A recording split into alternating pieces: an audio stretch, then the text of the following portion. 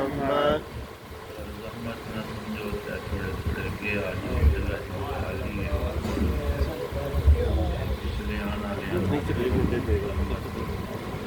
السلام اللهم صل على محمد وآل محمد بسم اللہ یہاں پہ مجلس میں آیا اور سب سے عذاب بارگاہ توحید میں قبول و منظور ہو اور جو مومنین اور مومنات مریض ہیں ان کی شفایابی کے لیے پریشان حال ہیں دوری کے لیے اور جہاں جہاں پہ شیعیان حیدر قرار عزاداری میں مصروف ہیں ان کی حفاظت کے لیے اپنے اور میرے اور اپنے مولا اور آقا کے ظہور کے لیے سب مل کے بلندر صلوات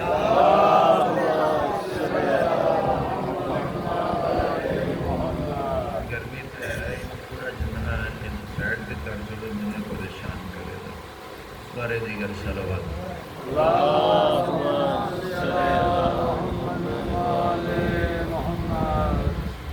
ماشاء اللہ لا حول ولا قوة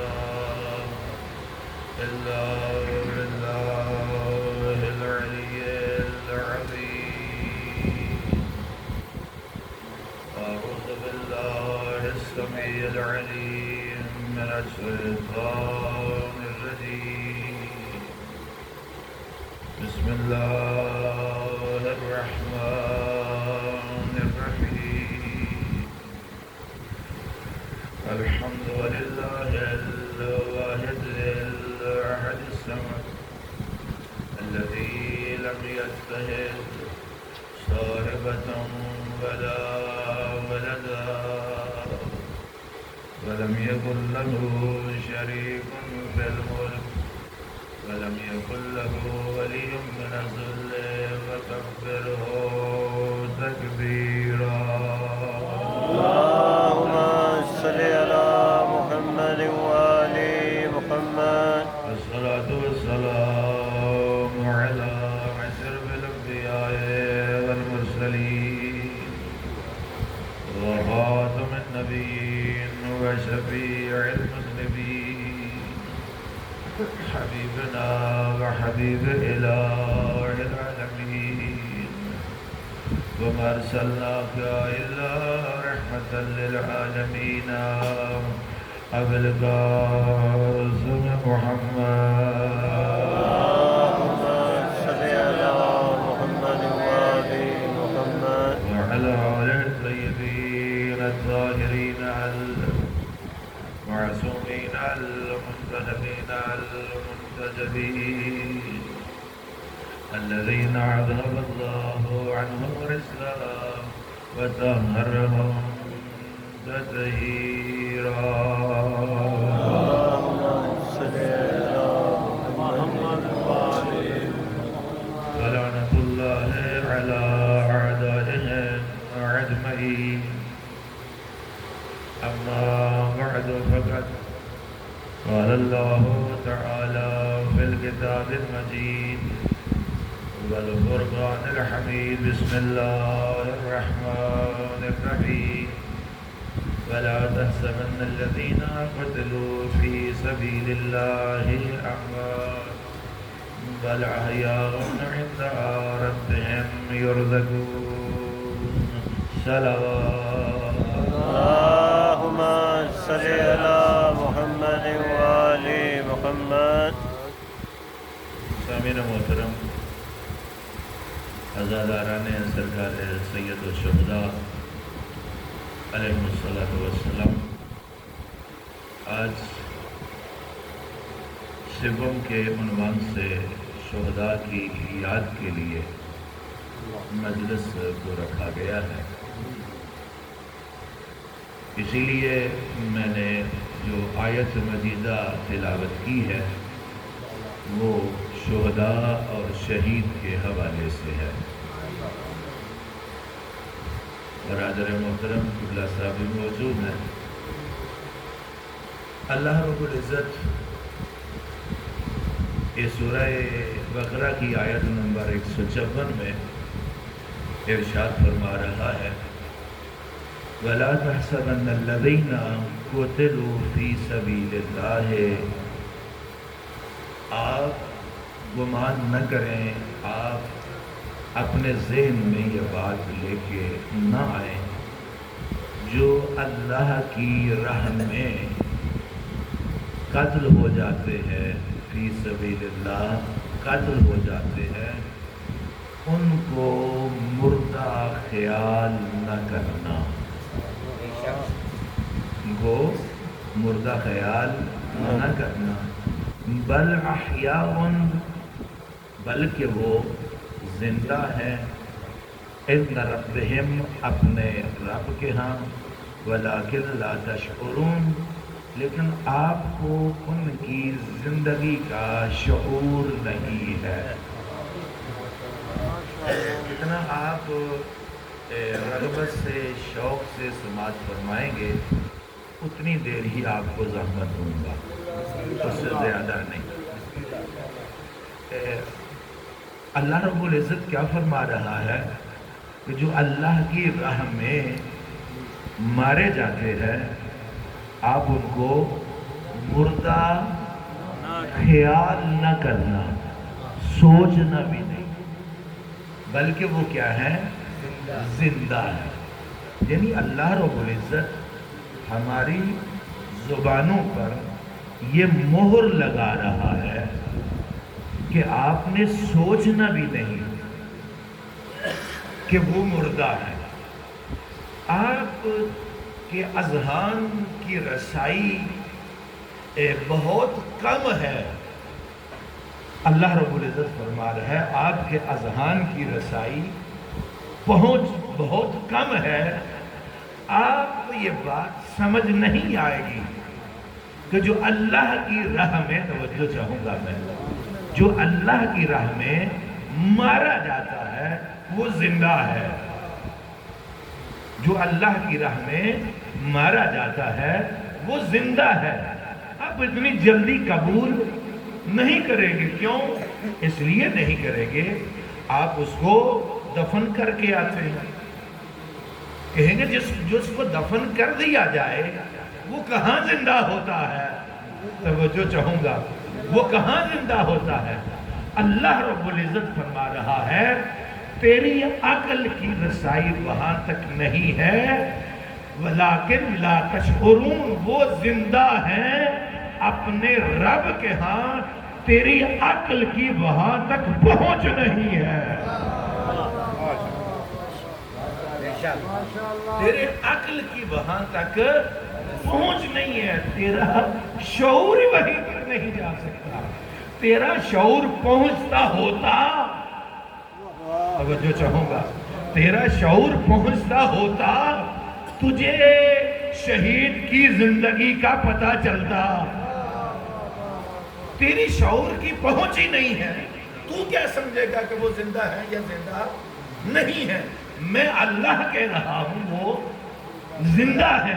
اچھا، یہاں پہ ہماری سوچ پہ پابندی لگائی اللہ رب العزت۔ پھر سورہ آل عمران میں اللہ رب العزت نے ایک اور شہید کے بارے میں ارشاد فرمایا وَلَا تَقُولُوا لِمَن يُقْتَلُ فِي سَبِيلِ اللَّهِ أَمْوَاتٌ بَلْ أَحْيَاءٌ، جو اللہ کی راہ میں مارے جاتے ہیں آپ زبان پہ یہ جملہ نہ لے کے آئیں کہ وہ مردہ ہے۔ میرے ساتھ دیں کہ تو میں کچھ پڑھ دوں گا۔ پہلے کیا کہا؟ سوچنا نہیں۔ قرآن ہے، میں کو واقعات پڑھنے کا زیادہ عادی بھی نہیں ہوں کہ قرآن کیا کہہ رہا ہے۔ پہلے کیا کہا؟ سوچنا بھی نہیں، گمان بھی نہیں کرنا۔ اب کیا کہہ رہا ہے؟ وَلَا تَقُولُوا، زبان پر بھی نہیں لے کے آنا۔ اللہ اکبر، زبان پر بھی نہیں لے کے آنا جو اللہ کی راہ میں مارے جاتے ہیں وہ مردہ ہیں، بل احیاء عند ربہم یرزقون، وہ زندہ ہے۔ آپ جس کو زندگی سمجھتے ہو وہ زندگی کیا ہے؟ آپ جس کو کھاتا پیتا دیکھتے ہیں قبلہ محترم، اس کو کیا سمجھتے ہیں؟ زندہ سمجھتے ہیں؟ توجہ چاہوں گا آخری بندے تک توجہ کا طالب ہوں. آپ کسی کو زندہ سمجھتے ہیں؟ جو بندہ کھاتا پیتا ہو اس کو آپ کیا سمجھتے ہیں؟ زندہ سمجھتے ہیں. اے میری توحید پر ایمان لے کے آنے والوں، اس بات پر بھی عقیدہ رکھو، اپنی زبان پر ان کو مردہ نہیں کہنا جو اللہ کی راہ میں جان دے دیتے ہیں. کیوں نہیں کہنا؟ وہ عِندَ رَبِّهِمْ يُرْزَقُونَ. جو چیز آپ کے ہاں معیار ہے زندگی رزق کھانا، وہ تو اپنے رب کے ہاں رزق پا رہے ہیں. نعرہ تکبیر، اللہ اکبر. نعرہ رسالت، یا رسول اللہ، نعرہ حیدری. یا علی علیہ السلام. آپ اسی کو زندگی سمجھتے ہیں نا. عِندَ رَبِّهِمْ يُرْزَقُونَ. وہ اپنے رب کے ہاں رزق پا رہے ہیں، کھا رہے ہیں. اچھا رزق کھا رہے ہیں، رزق کھا کے انسان کو کیا محسوس ہوتی ہے؟ لذت. توجہ چاہوں گا، رزق کھا کے انسان کو کیا محسوس ہوتی ہے؟ لذت. جو جا کے قرآن گھر میں پڑھنا چاہتا ہے، یہ سورہ آل عمران آیت نمبر 169 ہے، جو پڑھنا چاہتا ہے جا کے پڑھ سکتا ہے. اچھا انسان رزق کھا کے کیا محسوس کرتا ہے؟ لذت، خوشی محسوس کرتا ہے. یہ جو شہداء ہیں اپنے رب کے ہاں رزق پاتے ہیں تو فرحین بما فضل اللہ، اور یہ جو اللہ کے فضل سے ان کو رزق مل رہا ہوتا ہے اس سے یہ خوش ہوتے ہیں. جو اللہ نے ان کو عطا کیا ہے اپنے فضل سے، اس کے ذریعے یہ کیا ہوتے ہیں؟ خوش ہوتے ہیں. قبلہ محترم اور میرے عزادار بھائیوں، محترم سامعین، یہ اللہ نے اعلان کیا تھا کہ شہید زندہ ہوتا ہے. جو بیدار بیٹھے ہیں جن کے دن بیدار ہیں، اللہ نے اعلان کیا تھا کہ شہداء کیا ہوتے ہیں؟ شہید کیا ہوتا ہے؟ زندہ ہوتا ہے. ایک ہے کسی شے کے متعلق بیان دینا، ایک ہے کسی شے کا عملی نمونہ پیش کرنا. توجہ چاہوں گا، بیدار کریں اپنے ذہنوں کو کہ ایک ہے بیان دینا. اللہ رب العزت نے بیان دیا کہ شہید اللہ کے ہاں کیا ہوتا ہے؟ زندہ ہوتا ہے. ایسے ہی ہے نا. ایک ہوتا ہے عملی ثبوت، یعنی ایسا کوئی شہید ہو جس کا وجود دلیل بن جائے کہ واقعاً شہید زندہ ہوتا ہے. توجہ چاہوں گا، واقعاً شہید کیا ہوتا ہے؟ زندہ ہوتا ہے. اللہ نے قرآن نے اعلان کیا کہ شہید زندہ ہوتا ہے، لیکن جو ہم نے جن لوگوں کو زندہ دیکھا تھا ان والی چیزیں ظاہری طور پہ ہم نے نہ دیکھی. لیکن کربلا کے شہادت کے بعد سرکار سید الشہداء نے وہ جو اللہ نے اعلان کیا تھا شہید زندہ ہوتا ہے، امام حسین علیہ السلام نے اس کا عملی نمونہ پیش کیا.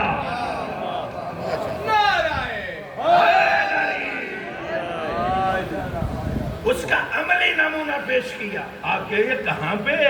وہ میں آپ کو عرض کرتا ہوں کہاں پہ نمونہ پیش کیا. قرآن نے اعلان کیا شہید زندہ ہوتا ہے. امام حسین علیہ السلام نے عملی نمونہ پیش کیا کہ واقعاً شہید کیا ہے؟ زندہ ہوتا ہے.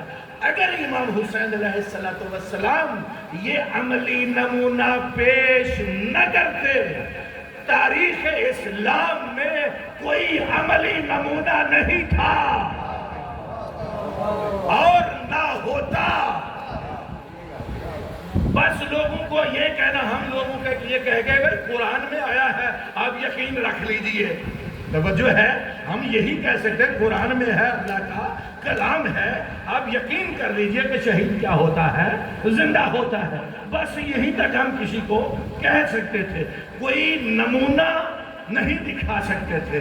لیکن جب سرکار سید الشہداء علیہ السلام کا سر مبارک شام کے بازار سے گزر رہا تھا منحال کیا ہے، روایت کرتے ہیں کہ ایک چھت سے قرآن کی آواز آئی، کیا ام حسبت ان اصحاب الکہف والرقیم کانوا من آیاتنا عجبا، کہ کیا آپ یہ گمان کرتے ہیں، کیا آپ یہ سوچتے ہیں کہ اصحاب کہف والا جو واقعہ ہے اور رقیم والا جو واقعہ ہے یہ اللہ کی بڑی عجیب نشانی ہے۔ توجہ چاہوں گا، وہ کیا ہے؟ عجیب نشانی ہے۔ اصحاب کہف والا واقعہ شروع کروں گا تو بات کیا ہے، لمبی ہو جائے گی۔ جن کے ذہن میں اصحاب کہف کا واقعہ ہے اشارہ کر دوں گا، اس سے آپ سمجھ جائیں گے۔ جب اس بندے نے، قاری قرآن نے اس آیت کو پڑھا کہ ام حسبت ان اصحاب الکہف والرقیم وکانوا من آیاتنا عجبا، یہ اللہ کی عجیب نشانیوں میں سے ہے اصحاب کہف والا واقعہ۔ جیسے یہ آواز اس قاری کی زبان سے نکلی تو امام حسین علیہ السلام کے لبوں میں حرکت آئی، ان لبوں میں حرکت آئی جن لبوں کو رسول اللہ چومتے تھے۔ ماشاءاللہ ماشاءاللہ۔ ان لبوں میں حرکت آئی جن کو سرور کائنات چومتے تھے۔ تو اس وقت امام حسین علیہ السلام نے ارشاد فرمایا، آپ کو اصحاب کہف کا واقعہ عجیب لگتا ہے، اس واقعے سے عجیب میرا شہید ہو جانا ہے اور آپ کے سامنے کلام کرنا ہے۔ حسینیت زندہ آباد، حسینیت زندہ آباد، یزیدیت مرد آباد، یزیدیت مرد آباد،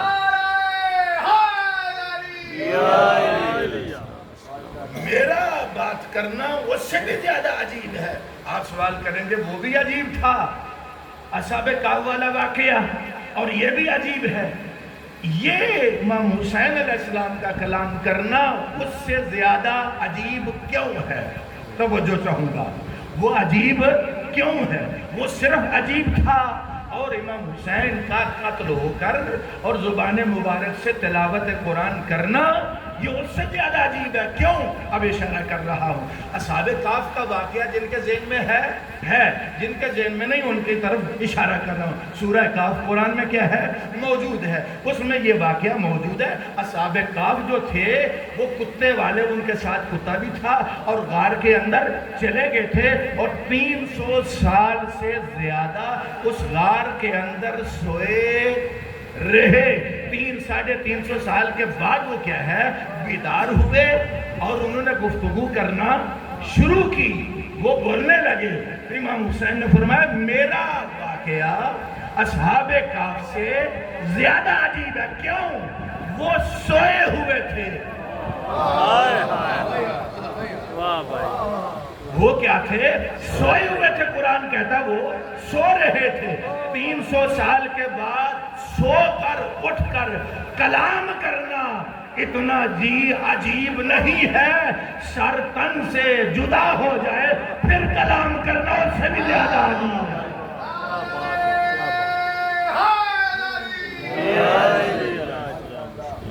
ماشاءاللہ عجیب ہے۔ یعنی قرآن یہ بیان دیتا رہتا کہ شہید کیا ہوتا ہے، زندہ ہوتا ہے۔ اگر امام حسین علیہ السلام اپنی سر مبارک کے ساتھ تلاوت نہ کرتے، عملی ثبوت تاریخ اسلام میں نہ ہوتا۔ یہ امام حسین علیہ السلام نے عملی ثبوت دیا کہ شہید کیا ہوتا ہے، زندہ ہوتا ہے۔ اچھا، شہید کیا ہوتا ہے؟ زندہ ہوتا ہے۔ جو اللہ کی راہ میں قتل ہو جائے وہ کیا ہوتا ہے؟ زندہ ہوتا ہے۔ یہی نا قبلہ ہوتا ہے کیا؟ فی قتلوا فی سبیل اللہ، اللہ کی راہ میں جو مارا جائے وہ کیا ہے؟ میرے ساتھ بولے، وہ کیا ہے؟ جو اللہ کی راہ میں مارا جائے۔ قرآن کا ترجمہ کہ فی سبیل اللہ، جو اللہ کی راہ میں مارا جائے وہ شہید ہوتا ہے۔ میرا دل مطمئن نہیں ہو رہا تھا کہ مولا حسین علیہ السلام کو میں شہید کہوں۔ میرا دل میں اضطراب تھا کہ کس طرح میں ان کو شہید کروں۔ یہاں پہ قرآن کہہ رہا ہے جو اللہ کی راہ میں مارا جائے، پریشانی ہو نہ جڑی میں گل کی، جو اللہ کی راہ میں مارا جائے وہ کیا ہوتا ہے؟ شہید ہوتا ہے۔ نبی پاک کیا فرما رہے ہیں؟ من مات علی حب آل محمد مات شہیدا، جو اللہ کی راہ میں جو آل محمد کی محبت میں مارا جائے وہ شہید ہے۔ اللہ کہہ رہا ہے جو اللہ کی راہ میں مارا جائے وہ شہید ہے۔ نبی پاک فرما رہے ہیں جو آل محمد کی محبت میں مارا جائے وہ شہید ہے۔ اب ایک ہے آل محمد۔ آل محمد کون ہے؟ نبی کی پاک اولاد، طیب و طاہر، مولا کائنات سیدہ طاہرہ، حسنین شریفین کریمین اور ائمہ طاہرین، یہ سارے کیا ہے؟ اہل بیت ہے۔ جو ان کی محبت میں مارا جائے وہ کیا ہے؟ شہید ہے۔ ایک ہے سبیل اللہ، ایک ہے حب آل محمد۔ ان دو میں آیا تضاد ہے یا یہ دونوں ایک جیسی چیزیں ہیں؟ شاید میں مطلب نہیں پوچھا۔ اللہ کے کلام میں اور رسول کے کلام میں تضاد نہیں ہو سکتا، یہ دونوں میں مطابقت ہوگی، یعنی دونوں ایک ہی مطلب کو بیان کر رہے ہیں۔ گویا یہ بیان کیا جا رہا ہے جو آل محمد کی محبت ہے وہی سبیل اللہ ہے۔ جو آل محمد کی محبت ہے وہی سبیل اللہ ہے، اور جو سبیل اللہ ہے وہی آل محمد کی محبت ہے۔ یہ دونوں الگ الگ چیزیں ہیں۔ نعرہ تکبیر، اللہ اکبر، نعرہ رسالت، یا رسول اللہ، نعرہ حیدری۔ یا اچھا زیادہ آپ کو زحمت نہ دوں، شہید کا مطلب کیا ہوتا ہے؟ گواہی دینا۔ شہید کا مطلب کیا ہے؟ گواہی دینا۔ ہم بھی گواہی دیتے ہیں کس کی؟ اللہ کی وحدانیت کی۔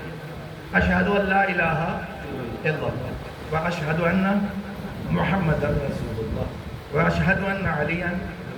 ہم کیا کرتے ہیں؟ گواہی دیتے ہیں کہ نہیں دیتے؟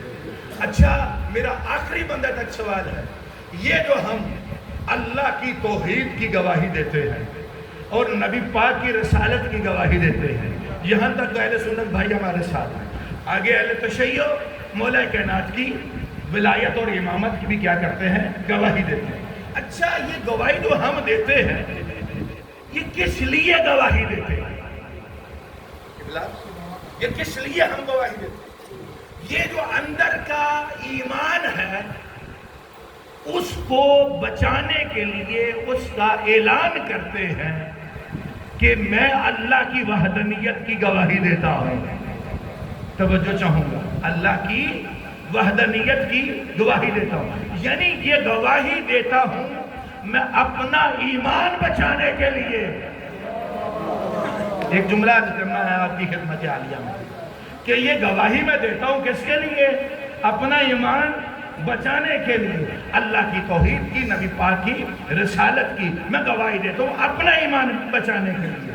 قرآن میں آیت مجیدہ ہے، اللہ رب العزت کے ارشاد فرماتا ہے کہ کافر آ کے کہتے ہیں کہ رسول یہ محمد جو ہے اللہ کے رسول نہیں ہے۔ کافر کیا کہتے ہیں؟ کہ محمد اللہ کے رسول نہیں ہے۔ تو اللہ رب العزت نے کیا ارشاد فرمایا؟ قُلْ كَفَىٰ بِاللَّهِ بَيْنِي وَبَيْنَكُمْ وَمَنْ عِنْدَهُ عِلْمُ الْكِتَابِ۔ اے میرا محبوب اعلان کر دے کہ میرے نبی کی رسالت کی گواہی کے لیے دو گواہ کافی ہے، ایک اللہ کافی ہے اور ایک وہ جس کے پاس پوری کتاب کا علم ہے، یعنی علی ابن ابی طالب۔ اب دیکھیں ہم نے بھی گواہی دی، شہید کا معنی کیا ہے؟ گواہی دینا۔ ہم بھی گواہی دیتے ہیں اور اللہ نے اور علی ابن ابی طالب نے بھی رسالت کی گواہی دی، لیکن دونوں گواہیوں میں فرق ہے۔ ہم گواہی دیتے ہیں اپنا ایمان بچانے کے لیے، علی گواہی دیتے ہیں رسالت کو بچانے کے لیے۔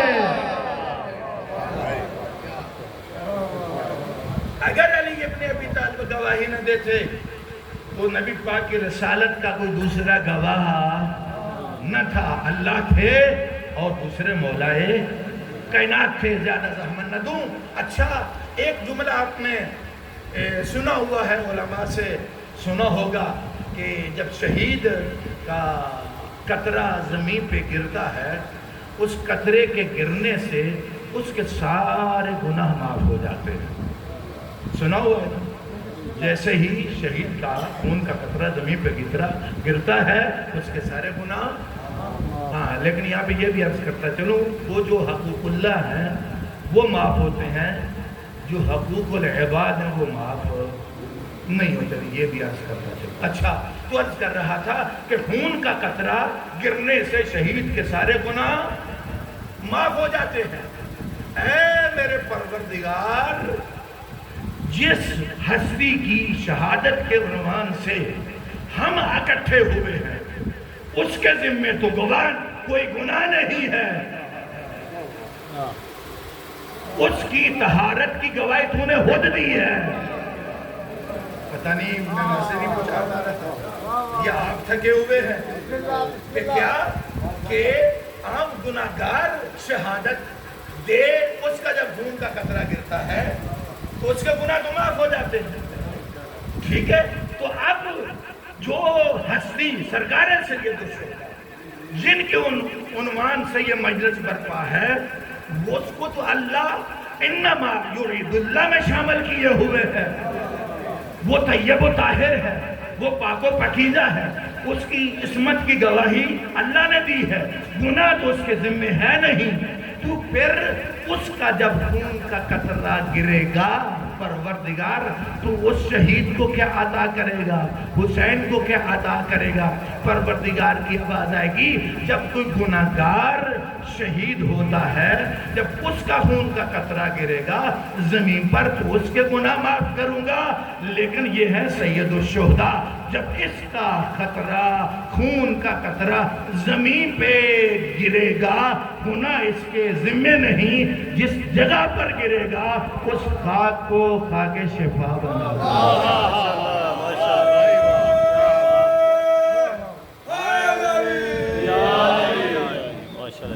ماشاءاللہ جی، ماشاءاللہ، خاک شفا بنا۔ مضمون لمبا ہے اور بہت کچھ بیان اس میں کیا جا سکتا ہے، لیکن آپ کو زیادہ زحمت نہیں دینا چاہتا۔ آج 12 محرم کا دن گزرا ہے، 11 محرم کی عصر عاشور کو امام حسین علیہ السلام کا سفر ختم ہو گیا، زینب عالیہ کا سفر شروع ہو گیا۔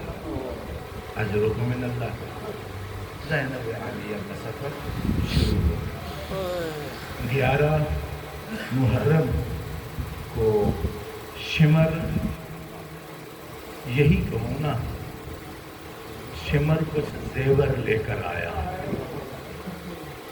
رسیاں لے کر آیا اور آ کر کہا آپ ہمارے قیدی ہیں، ہم آپ کو قیدی بنانا چاہتے ہیں۔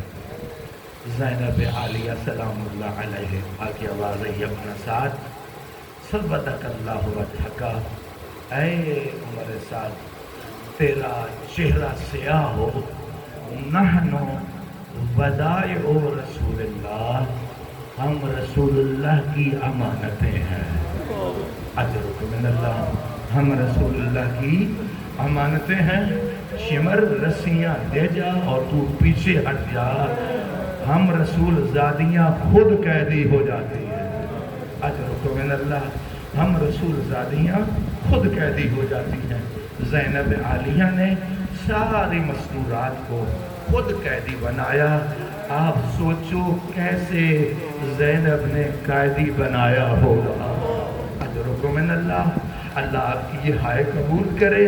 آزادہ کو جب ساری مستورات کو قیدی بنا لیا، اب یہ شمر کچھ اونٹوں کو لے کر آیا، کہا اب ہم نے آپ کو سوار کرانا ہے۔ پھر زینب عالیہ نے کہا ہم علی و بطول کی بیٹیاں ہیں، ہم خود سوار ہو جائیں گے، ہمارے قریب کوئی نہ آئے۔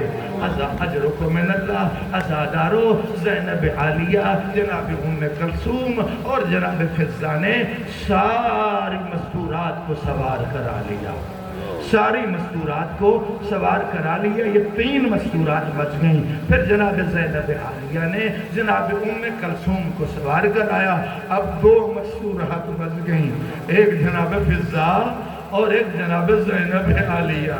اب جناب زینب عالیہ کو جناب فضہ دے کر کہتی ہیں اے میری شہزادی میں آپ کو سوار کراتی ہوں۔ عزادارو خدمت کا بی بی نے سلا دیا۔ بی بی جناب زینب عالیہ دے کر کہتی ہیں اے اماں فضہ آج تو مجھے سوار نہیں کرائے گی، میں تجھے سوار کراؤں گی۔ اجرکم من اللہ، عزادارو زینب عالیہ نے فضہ کو سوار کرا لیا۔ اب درد بھرے جملے ہیں، عزادارو اکیلی بچ گئی زینب، اجرکم من اللہ، اکیلی بچ گئی زینب۔ نظرت یمینا و شمالا، اب بی بی نے دائیں بھی دیکھا، اب بی بی نے بائیں بھی دیکھا، اب بی بی کو مدینے سے کربلا تک کا سارا سفر یاد آیا کہ جب بھی میں سوار ہوتی تھی عباس بھی آ جاتے تھے، علی اکبر بھی آ جاتے تھے، محمد بھی آ جاتے تھے، کوئی گھٹنے ٹیکتا تھا، کوئی مجھے سہارا دیتا تھا۔ اب جب دائیں بائیں دیکھا وہ نظر نہ آئے جو ابھی تک سوار کراتے رہے۔ بی بی کی ایک دفعہ چیخ بلند ہوئی، کہا عباس اجرکم من اللہ، کہاں ہو؟ زینب سوار ہونا چاہتی ہے۔ اجرکم من اللہ، عزادارو جناب مولا امام سجاد علیہ السلام آگے بڑھے، اپنی پھوپھی اماں کو اونٹ پہ سوار کرایا اور عزادارو سواریوں نے حرکت کرنا شروع کی۔ یہ تو تھا سوار ہونا۔ عزادارو اس قافلے کو وہاں سے گزارا گیا جہاں پہ مقتل تھی، جہاں پہ حسین کا لاشا تھا۔ عزادارو جیسے یہ قافلہ وہاں سے گزرا، زینب عالیہ نے زین کو چھوڑا، زمین پہ آئیں۔ عزادارو آپ نے سن لیا، میں نے پڑھ لیا، حسین کا گھوڑے سے زمین پہ آنا آسان تھا، اجرکم من اللہ، اور عباس کا زین سے زمین پہ آنا آسان تھا، علی اکبر کا زین سے زمین پہ آنا آسان تھا۔ کیوں؟ ایک وجہ یہ ہے کہ ان کی سواریاں گھوڑا تھیں اور وہ سارے مرد تھے، اجرکم من اللہ، وہ سارے مرد تھے۔ زینب عالیہ کی سواری کا نام اونٹ ہے۔ عزادارو ہاتھ بھی بندھے ہوئے ہیں۔ آپ سوچو تو صحیح ذرا، زینب نے اونٹ کی سواری سے کیسے زمین پر سفر کیا۔ اجرکم من اللہ، زینب عالیہ اپنے بھائی کے لاشے کے پاس پہنچی، ہاتھ باندھ کے جملے عرض کرنا چاہتا ہوں، مقتل کا ذمہ دار ہوں۔ اب جب بی بی آئی ہے، میرا آپ سے عزادارو سوال ہے، بی بی کے ہاتھ تو بندھے ہوئے تھے، بی بی کے ہاتھ تو بندھے ہوئے تھے، اور بھائی کے لاشے پہ تیر بھی تھے، پتھر بھی تھے، تلواریں بھی تھی۔ میرا آپ سے سوال ہے، زینب نے کس طرح ان پتھروں کو اپنے بھائی کے لاشے سے ہٹایا؟ ایک چیز بچ جاتی ہے، بی بی نے اپنی کونیوں سے، اجرکم من اللہ، کونیوں سے پتھروں کو ہٹایا۔ جب پتھروں کو ہٹایا عزادارو، اس وقت بی بی نے اس جگہ کا بوسہ لیا جس جگہ کا بوسہ نہ رسول اللہ نے لیا تھا، نہ فاطمہ الزہرا نے لیا تھا، نہ مولا کائنات نے لیا تھا۔ وہ کون سی جگہ تھی؟ وہ کٹی ہوئی رگیں تھی۔ زینب عالیہ نے کٹی ہوئی گردن پہ بوسہ دیا اور مدینے کی طرف رخ کیا، کعب نانا ھذا حسین مرتل بالدماء ومقطع العزا. اے نانا یہ آپ کا حسین ہے جس کا جسم ٹکڑے ٹکڑے ہو گیا ہے. نانا آپ کی نوازیاں قیدی ہو چکی ہے. عزادارو سکینہ بھی آئی اور آخری جملے سکینہ بھی اپنے بابا کے لاشے پہ آئی, اپنے بابا کو بوسے دیے, جسم کے بوسے دیتی تھی, بابا کا ہاتھ اٹھاتی تھی, اپنے چہرے پہ ملتی تھی. عزادارو بابا سے مل تو بڑے پیار سے لیا. عزادارو آپ بیوی کا اپنے بابا سے جدا ہونے کا دل نہیں کر رہا تھا. ادھر عمر سعد نے شمر کو حکم دیا, عمر سعد نے حکم دیا شمر سکینہ کو بابا سے جدا کرو. اب میں وہ الفاظ جو مقتل میں ہے وہ نہیں پڑھ سکتا. یہ گستاخیاں کرتا رہا. سکینہ کو بابا کے لاشے سے جدا کیا. اللہ